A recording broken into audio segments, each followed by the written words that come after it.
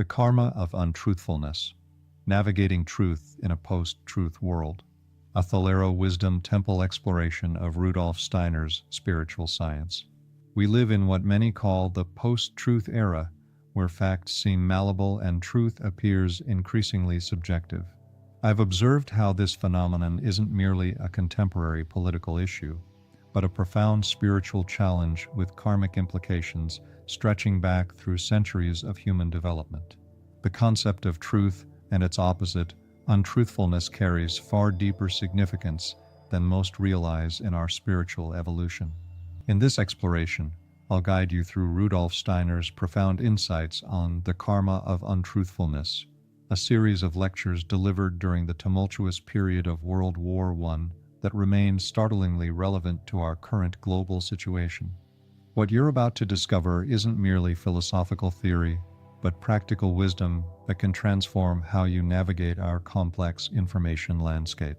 This wisdom represents a crucial initiation for those ready to perceive the deeper currents flowing beneath the surface of our chaotic world. The path toward truth is simultaneously a path toward spiritual freedom, one that requires courage, discernment, and a willingness to face uncomfortable realities.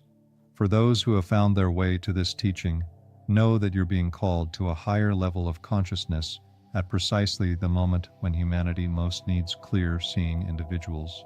The nature of truth and untruthfulness in spiritual science.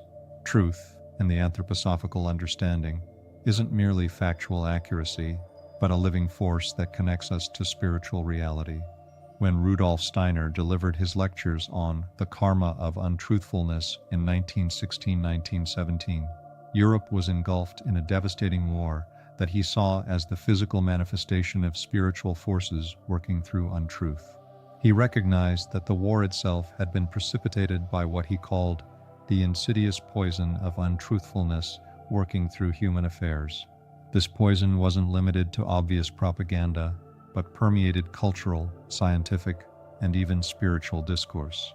The karma of untruthfulness, as Steiner described it, wasn't merely the consequence of individual lies, but the karma of the whole of European and American humanity in the 19th century. This collective karma continues to unfold in our time, manifesting as the disorientation and fragmentation we experience in our information ecosystem. What makes Steiner's insights so valuable is his recognition that untruthfulness isn't just morally wrong, it's physiologically and spiritually toxic. He explained how untruth creates a kind of phantom in our subtle bodies that, if not dissolved through spiritual practice, becomes a partial corpse within us. This internal corruption then manifests outwardly as cultural decay, social division, and spiritual confusion. The most dangerous aspect of this process is how it often operates below the threshold of consciousness. Many well-meaning individuals unknowingly participate in spreading untruth, while believing themselves to be serving noble causes.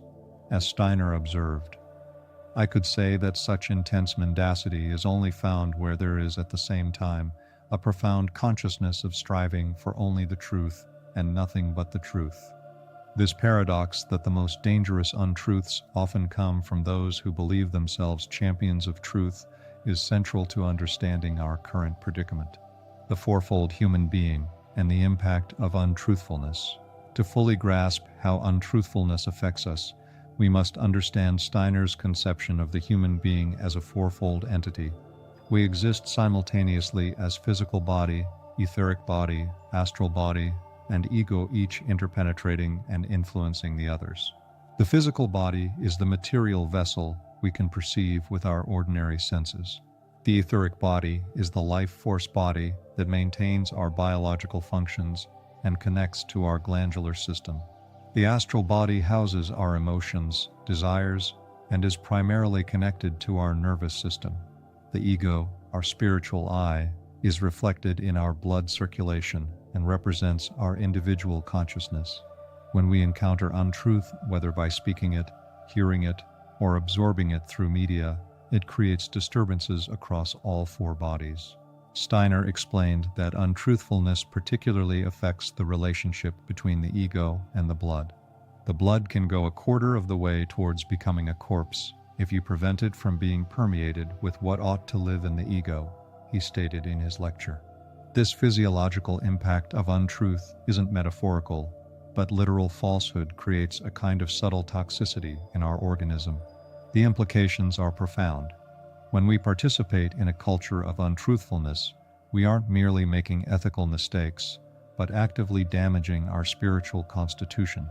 This damage then manifests as what Steiner called the sicknesses of civilization, the various forms of psychological, social, and physical illness that characterize modern life. He specifically mentioned hypochondria, eccentricities, dissatisfactions, crankiness, and other conditions as symptoms of this spiritual poisoning. More alarmingly, he noted that these poisons can transform into instincts which attack culture and become aggressive and antagonistic towards cultural impulses. We can observe this process today in the rise of nihilism, cynicism, and destructive ideologies that reject the very foundations of human dignity and spiritual growth. The historical context: untruthfulness through the ages. The karma of untruthfulness didn't begin in our lifetime or even in Steiner's. It has deep historical roots. Steiner traced this pattern back to 2000 BC when the patriarchal, war-dominated cultures of the past instituted the same prideful, egotistical, false claims that Lucifer made so long ago. This reference to Lucifer points to the spiritual origin of untruthfulness, the temptation to place personal power and knowledge above truth itself. Throughout history, this Luciferic impulse has manifested in different forms, always adapting to the consciousness of each epoch. In ancient times, untruthfulness operated primarily through religious and political structures that controlled access to knowledge. During the medieval period, it worked through dogmatic systems that suppressed direct spiritual experience. In the modern era, it has taken the form of materialistic science that denies the reality of the spiritual world altogether. Steiner was particularly concerned with how untruthfulness had infiltrated the scientific worldview of his time, a process that has only accelerated in our own era. Science is seen as a new mythology, no more accurate or insightful than the cast-off mythologies of the past, he observed. The problem isn't science itself, but what Steiner called settled science, the dogmatic assertion that current theories represent final truth rather than steps in an ongoing process of discovery. He noted that most scientific theories do not last more than a century until they are laughed at as the new settled science theories make the old ones look ridiculous. This insight feels particularly relevant in our time, when appeals to scientific authority often substitute for genuine inquiry and open debate. Steiner also identified how untruthfulness operates through what he called black magic, known today as journalism, the manipulation of public opinion through selective presentation of facts and emotional triggering. He described how these untruths create a thick fog which the dead find impossible to penetrate, which the spiritual world simply cannot penetrate. This fog of untruthfulness effectively cuts humanity off from spiritual guidance at precisely the time when we most need connection to higher wisdom. The fifth Post-Atlantean epoch and our current challenge.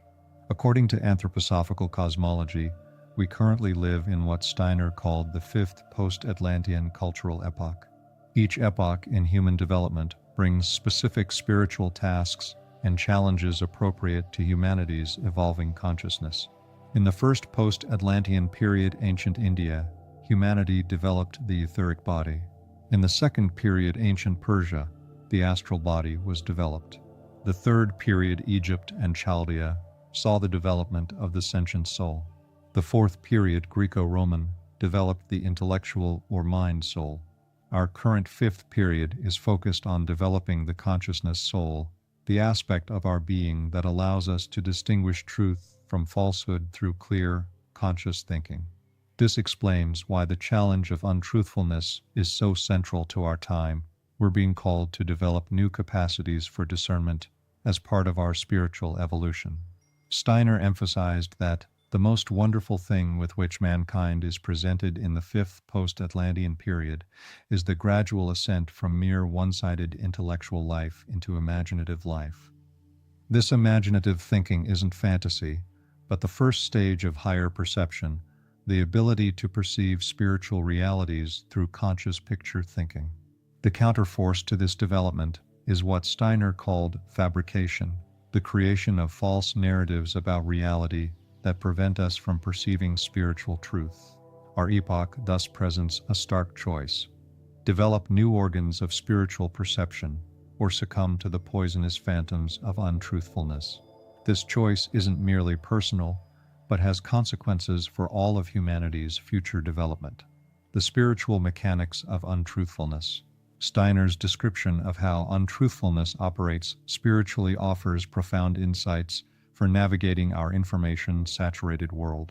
He explained that when we encounter untruth, whether by speaking it ourselves or absorbing it from others, it creates a specific effect in our subtle bodies. The process begins with what he called poisonous phantoms forming in our astral body. These phantoms are actual spiritual entities that attach themselves to our energy field and begin to influence our thinking and feeling. If not dissolved through conscious spiritual work, these phantoms coagulate and become part of our being, creating what Steiner described as a partial corpse within us.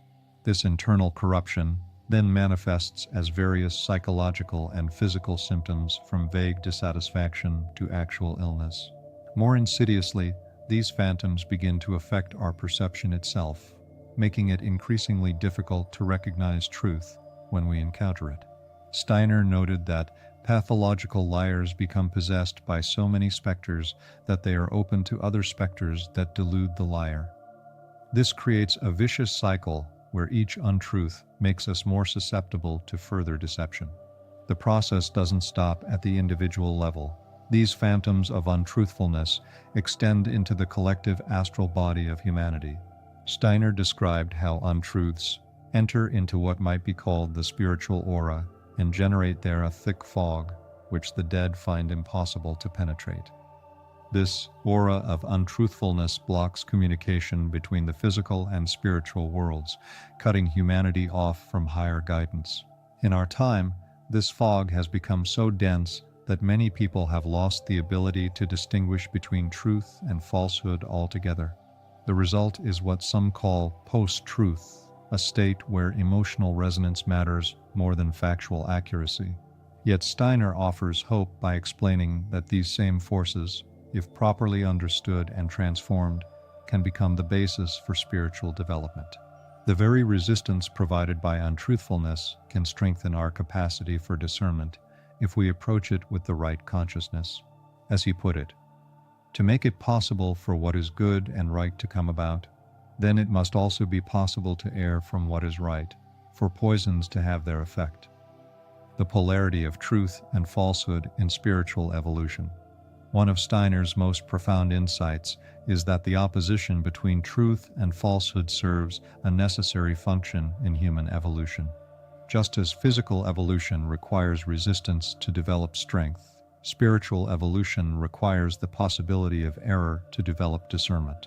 If it is to be possible for the illumination of spiritual life to be pursued without the resistance which must be permitted to exist and which is inevitable for the higher realms of life, Steiner explained, this doesn't mean we should embrace falsehood, but rather that we must understand its role in the larger spiritual economy. The capacity to distinguish truth from falsehood is itself a spiritual achievement that wouldn't be possible without the existence of both. Steiner used the example of Judas to illustrate this paradox. Without Judas's betrayal, the mystery of Golgotha would not have taken place. Yet this doesn't mean we should be grateful to Judas or recognize him as the founder of Christianity. Similarly, we can recognize the evolutionary function of untruthfulness without succumbing to it or celebrating it. This understanding transforms how we approach the falsehoods we encounter in daily life. Rather than merely reacting with outrage or despair, we can see each encounter with untruth as an opportunity to strengthen our discernment muscles. Each time we penetrate through a falsehood to the truth behind it, we develop new spiritual capacities that serve not only our individual development, but the evolution of humanity as a whole. This approach doesn't diminish the seriousness of untruthfulness, but places it in a cosmic context that empowers rather than overwhelms us. Practical applications. Developing truthfulness in daily life. Understanding the spiritual mechanics of untruthfulness is only the first step. We must also develop practical methods for cultivating truthfulness in our daily lives. Steiner emphasized that this work begins with developing what he called a strong, intense urge for the truth. This isn't merely an intellectual preference for accuracy, but a soul-deep commitment to reality in all its dimensions. The first practice is developing what Steiner called living thinking, thought that isn't bound by fixed concepts, but remains fluid, imaginative, and connected to reality. This requires us to move beyond mere intellectual understanding to what he called imagination, the ability to form living pictures that capture the spiritual essence of things. In practical terms, this means approaching each situation with fresh eyes rather than immediately categorizing it according to existing mental frameworks. When reading news or encountering information, ask yourself, am I really perceiving what's here, or am I seeing only what my existing beliefs prepare me to see? The second practice involves developing what Steiner called conscientious and aware, thinking that takes responsibility for its content. This means being vigilant against the tendency to wallow in sympathies and antipathies when alleging something to ourselves and others. In practical terms, this involves checking our emotional reactions when forming judgments, especially when those judgments align with what we want to believe. Ask yourself, am I believing this because it's true or because it confirms my existing worldview? The third practice involves cultivating what Steiner called quietness of thought, the ability to think clearly without being swept away by the chaos of modern information streams. This requires creating spaces of silence in our daily lives where we can process information without constant new inputs. Practical steps might include limiting social media consumption, practicing meditation, and setting aside time for deep reflection on what we've learned. The fourth practice involves developing what Steiner called objectivity of thinking, the ability to separate our personal preferences from our assessment of truth.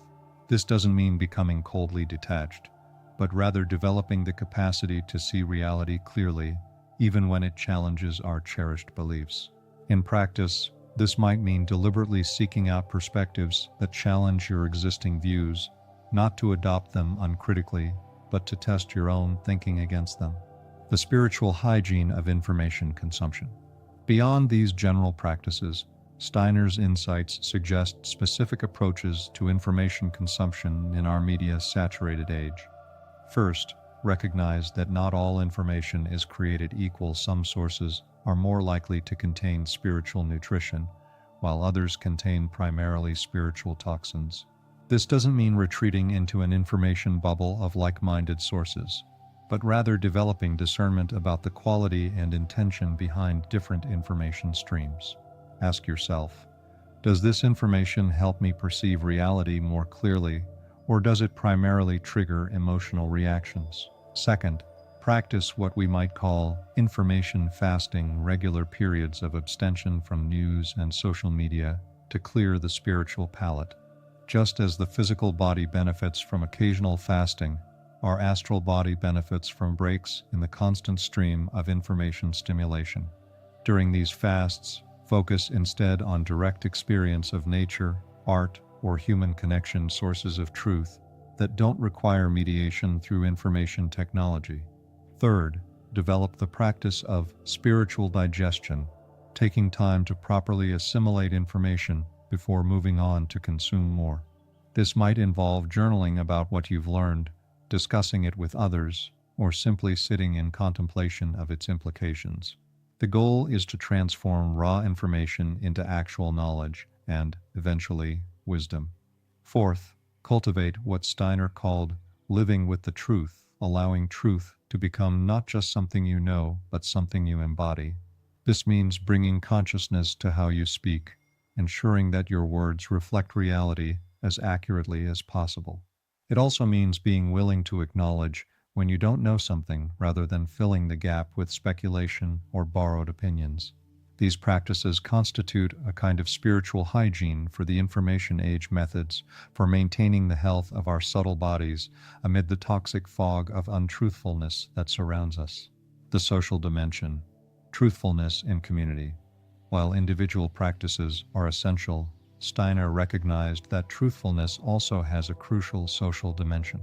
The karma of untruthfulness operates not just through individuals, but through social structures, cultural institutions, and collective thought forms. Steiner was particularly concerned with how untruthfulness had infiltrated social institutions like education, media, and government. He noted how the absence of conscience in what we have been describing here, as the truth has reached a certain climax in the 20th century in comparison to all that went before. This observation feels even more relevant in our 21st century context, where institutional untruthfulness has become normalized in many spheres. Addressing this challenge requires not just individual transformation, but the creation of new social forms based on truthfulness. Steiner's concept of the threefold social order, his vision for healthy social organization, was directly connected to his understanding of truth and its role in human development. He envisioned a society where cultural life, including education and media, would be free from both governmental control and economic interests. This cultural sphere would be dedicated to the pursuit of truth through art, science, education, and spiritual practice. The economic sphere would be based on fraternal cooperation rather than exploitation and deception. And the rights sphere government would establish equality before the law while respecting the freedom of cultural life. While this vision remains largely unrealized in our current social structures, we can work toward it in microcosm through creating what Steiner called islands of truthfulness in our immediate social environments. This might involve forming study groups dedicated to sincere spiritual inquiry, supporting independent media committed to truthful reporting, or creating educational initiatives that foster clear thinking and moral development. It also means practicing truthfulness in our everyday interactions, speaking honestly but compassionately, refusing to participate in gossip or character assassination, and having the courage to name untruth when we encounter it. As Steiner put it, the answer to this dilemma of drowning in deliberately created falsehoods and lies is quite simple for those willing to awaken and take control of ferreting out truth from lies, and then filling those truths with beauty through good deeds and loving actions. The spiritual community as a vessel of truth. Steiner placed special emphasis on the role of spiritual communities in maintaining and developing truthfulness. He founded the Anthroposophical Society as a community dedicated to spiritual science, the systematic investigation of spiritual realities through enhanced consciousness. Such communities serve as counterforces to the thick fog of untruthfulness that pervades modern culture. They create spaces where higher truths can be explored, experienced, and embodied in practical initiatives. The Falero Wisdom Temple continues this tradition by creating a container for authentic spiritual exploration in our challenging times. As a community, we're committed to piercing through the fog of untruthfulness to connect with genuine spiritual wisdom. This doesn't mean claiming infallibility or creating new dogmas. Steiner was clear that spiritual science must remain open to continuous development and correction. Rather, it means creating a culture of truthfulness where sincere seeking is valued above comfortable certainties. In practical terms, this involves cultivating what Steiner called the mood that makes these hymns into prayers, an attitude of reverence toward truth that transforms intellectual understanding into spiritual practice. It also means developing the courage to stand for truth, even when it's unpopular or challenges prevailing narratives. As Steiner noted, truth speaks and will be an impulse which, when things are at their worst, can lead humanity to some kind of salvation. The transformation of untruthfulness, from poison to medicine. Perhaps the most hopeful aspect of Steiner's teaching on the karma of untruthfulness is his recognition that even this poison can be transformed into medicine through conscious spiritual work. He explained that the very forces that manifest as untruthfulness, when misused, can become the basis for higher spiritual capacities when properly directed. This alchemical transformation begins with recognizing untruthfulness not just as a moral failing, but as a misplaced spiritual energy. The same forces that create phantoms of falsehood can, when redirected, create living imaginations that perceive spiritual truth. Steiner described how thieves were to use their thieving instincts, and murderers their murderous instincts, and liars their lying instincts to develop higher forces. Instead of enjoying them here on the physical plane, they would develop quite considerable higher forces. This doesn't excuse or justify harmful actions, but points to the redemptive possibility hidden within even the darkest human tendencies.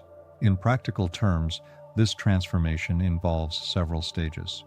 First comes recognition, becoming aware of the untruthfulness within ourselves and our culture without denial or projection. Next comes understanding, perceiving the spiritual mechanics of how untruthfulness operates and its effects on our constitution. Then comes transformation, consciously redirecting these forces toward their higher expression through spiritual practice.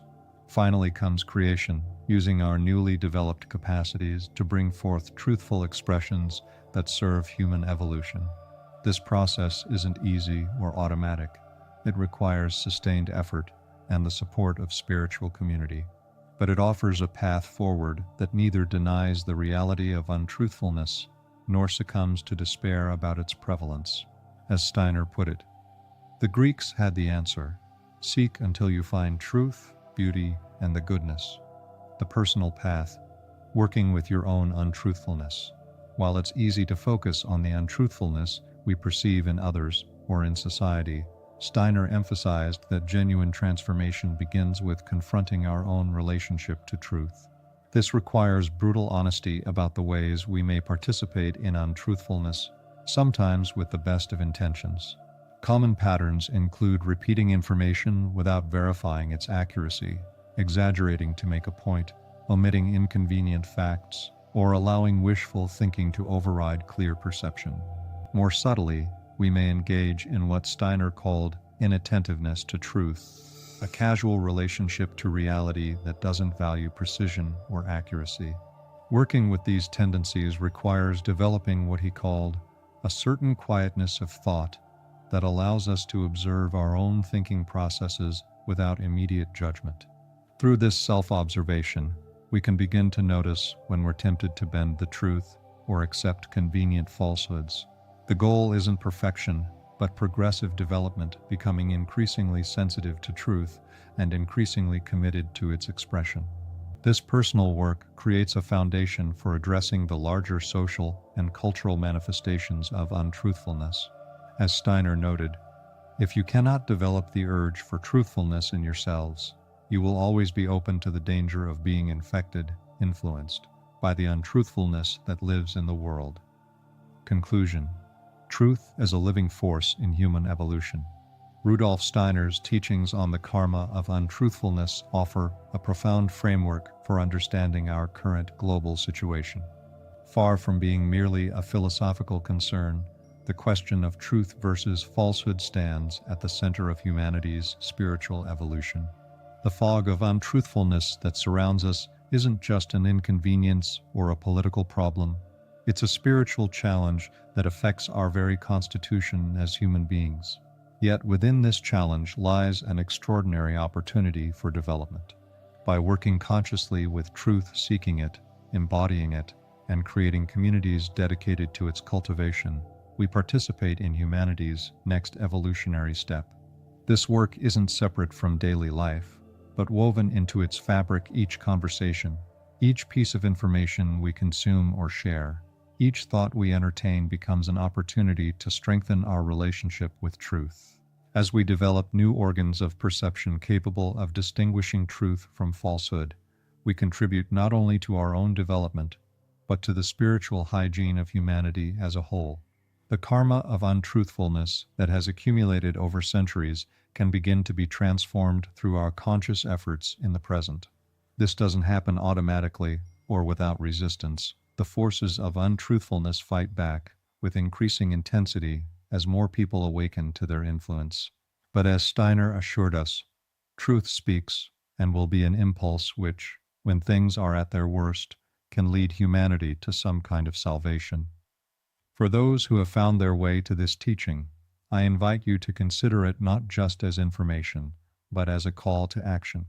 How might you strengthen your relationship with truth today? What practices could help you dissolve the phantoms of untruthfulness that may have accumulated in your subtle bodies? How might you contribute to creating islands of truthfulness in your community? The path of truth isn't always comfortable or convenient, but it leads to genuine freedom, the freedom that comes from aligning ourselves with reality in all its dimensions. As we walk this path together, we participate in what Steiner called the gradual ascent from mere one-sided intellectual life into imaginative life, the next stage in humanity's spiritual journey. In today's world, we might say, find the spiritual truth in your thinking, the beauty of the world in your heart, and add to them good deeds freely accomplished with love. Truth, beauty, and goodness, according to the Greeks, will grant you wings to fly into the higher realms of the archetypes where truth resides, pure and undefiled. The wise voices of the past still speak, but only if we listen can their words carry on. Subscribe to help keep them alive.